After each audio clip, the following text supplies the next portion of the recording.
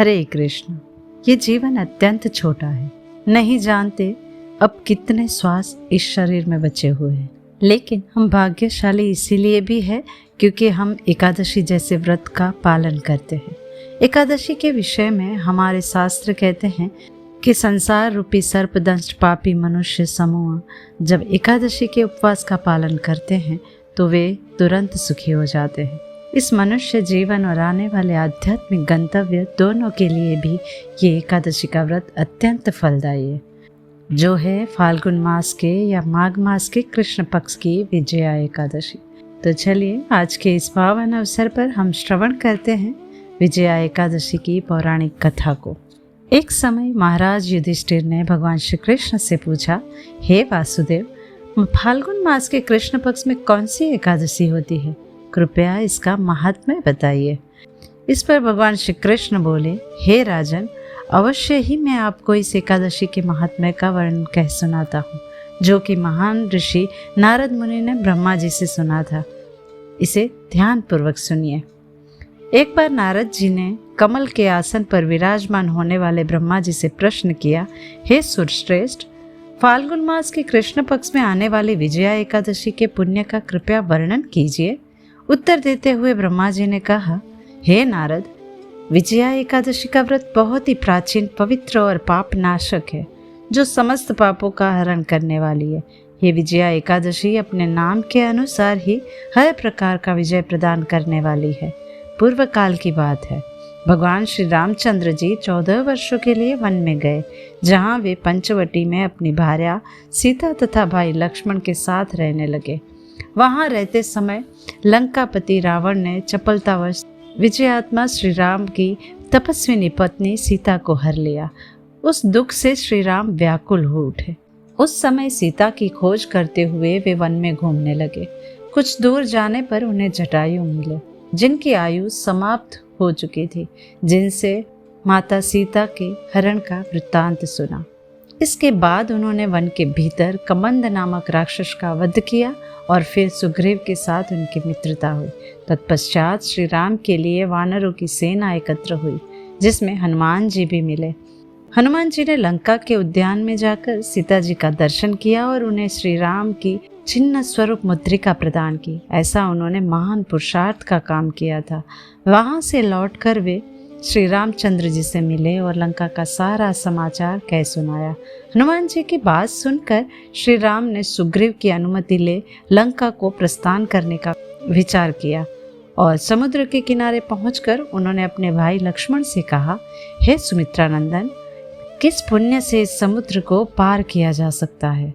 ये तो अत्यंत अगाध और भयंकर जल जंतुओं से भरा हुआ है। मुझे तो ऐसा कोई उपाय ही नहीं दिखाई देता है जिससे इसको सुगमता से पार किया जा सके। श्री राम की बात सुनकर लक्ष्मण बोले, महाराज, आप ही आदि देव और पुराण पुरुष पुरुषोत्तम है, आपसे क्या छिपा है? यहाँ द्वीप के भीतर बगदालभ्य नामक मुनि रहते हैं, जिनका आधे योजन की दूरी पर उनका आश्रम है। रघुनंदन, उन प्राचीन मुनीश्वर के पास जाकर उन्हीं से इसका उपाय पूछिए।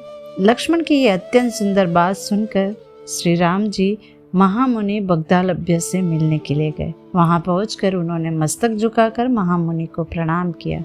मुनि श्रेष्ठ उनको देखते ही पहचान गए कि ये पुराण पुरुषोत्तम श्री राम है, जो किसी कारणवश मानव शरीर में अवतरण हुए हैं। उनके आने से महर्षि को बड़ी प्रसन्नता हुई। उन्होंने श्री राम से आगमन का कारण पूछा। श्री राम बोले, हे मुनिश्रेष्ठ, आपकी कृपा से राक्षसों सहित लंका को जीतने के लिए सेना के साथ समुद्र के किनारे आया हूँ। हे मुनिवर, अब जिस प्रकार समुद्र पार किया जा सके वह उपाय बताने की मुझ पर कृपा कीजिए।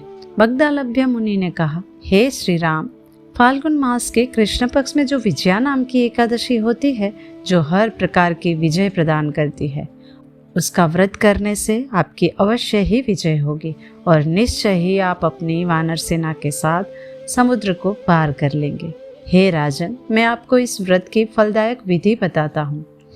10वीं तिथि के दिन सोने, चांदी, तांबे अथवा मिट्टी का एक कलश स्थापित करके उस कलश को जल से भरकर आम के पत्तों से उसे सजाए। उसके ऊपर भगवान नारायण की सुवर्ण विग्रह की स्थापना करें। सप्तदान का आसन बनाकर उस पर इस कलश को स्थापित करें और अगले दिन विजया एकादशी के दिन प्रातः काल स्नान इत्यादि से स्वच्छ होकर इस कलश की पुनः स्थापना करें। फूलों की माला, चंदन, सुपारी आदि द्वारा विशेष रूप से उसका पूजन करें। कलश के ऊपर नारियल तथा जौ रखें और संपूर्ण भक्ति भाव से इस कलश का गंध, धूप, दीप और भांति भांति के नैवेद्य से पूजन करें। कलश के सामने बैठकर सारा दिन उत्तम कथा वार्ता या हरि कीर्तन आदि के द्वारा व्यतीत करें तथा रात्रि में जागरण करें। अखंड व्रत की सिद्धि के लिए घी का दीपक जलाएं। फिर द्वादशी के दिन सूर्योदय होने पर उस कलश को किसी जलाशय के समीप, नदी, झरने या पोखरे के तट पर ले जाकर स्थापित करें और उसकी विधिवत पूजा करके नैवेद्य देव प्रतिमा सहित उस कलश को सुपात्र ब्राह्मण को दान कर दे। कलश के साथ ही और भी बड़े बड़े दान भी देने चाहिए। इस प्रकार विधि पूर्वक विजया एकादशी व्रत का पालन करने से आपकी विजय अवश्य होगी। अपनी इस कथा को आगे बढ़ाते हुए ब्रह्मा जी ने कहा, हे नारद, बगदालभ्य मुनि के द्वारा दिए गए निर्देश अनुसार भगवान श्री रामचंद्र जी ने विजया एकादशी व्रत का पालन किया और लंका पर विजय प्राप्त करके रावण का संहार किया। और इस प्रकार जो भी व्यक्ति विजया एकादशी व्रत का पालन करेगा उन्हें इस लोक में विजय प्राप्त होगी और उनका परलोक भी अक्षय बना रहेगा। ब्रह्मा जी और नारद मुनि के संवाद का समापन करते हुए भगवान श्री कृष्ण ने युधिष्ठिर महाराज से कहा, हे राजन, जो भी व्यक्ति इस विजया एकादशी कथा को पढ़ता है या सुनता भी है तो उसे वाजपेयी यज्ञ का फल मिलता है। इसीलिए मनुष्य को इस विजया एकादशी का अवश्य पालन करना चाहिए। तो ये थी विजया एकादशी की पौराणिक कथा। आपके अपने इस चैनल पर हमारा द्वारा दिए गए पौराणिक कथा के ज्ञान को जो आप सुन रहे हैं उससे आपको विशेष लाभ अवश्य हो रहे हैं। हो सकता है आपको अभी दिखाई ना दे रहे हो। अब आप सोच रहे होंगे कि ऐसा क्या विशेष है। तो विशेष ये है कि हम जो भी ज्ञान सुनाते हैं, जो भी बताते हैं, वो सीधे हमारे शास्त्रों से आप तक पहुंचाते हैं और ये सब भगवत कृपा और आपके सहयोग से ही हम कर पा रहे हैं। तो चलिए अपने मन, वचन और इंद्रियों को संयमित करते हुए भगवान श्री लक्ष्मी नारायण के चरण कमलों पर केंद्रित करते हैं और इस अत्यंत मंगलमय विजया एकादशी का श्रद्धा और निष्ठापूर्वक पालन करते हैं। जय श्री लक्ष्मी नारायण।